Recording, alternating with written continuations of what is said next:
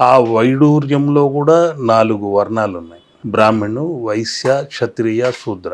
అతను రాజుగా వెలుగొందాలి అంటే క్షత్రియ వర్ణమైన స్టోన్ పెట్టాలి. వ్యాపార పరంగా వెలుగొందాలి అంటే ఆ వైశ్య వర్ణం ఉన్న స్టోన్ పెట్టాలి. ఆ సైనికుడుగా ఒక శూద్ర వర్ణంతో ఉన్న స్టోన్ ఇవ్వాలి. ఇవన్నీ ఆలోచించి గణించి ఆ తర్వాతే వారికి ఆ రత్నశాస్త్ర పరిశోధన చేసి ఇచ్చేవారు. ఓకే. దానిలోనూ కొన్ని మచ్చలు ఉంటాయి, సర్పాంశ చారలు ఉంటాయి. ఇవన్నీ చూసిన తర్వాతే ఆ రత్నాన్ని ధరించాలి. ఆ రత్న శుద్ధి కూడా ఉంది.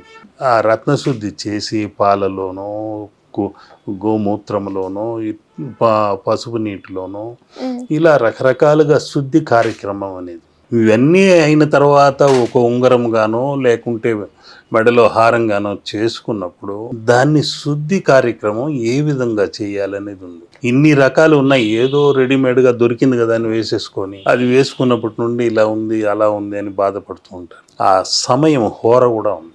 ఆ హోరలోనే వారు దాన్ని ధరించాలి.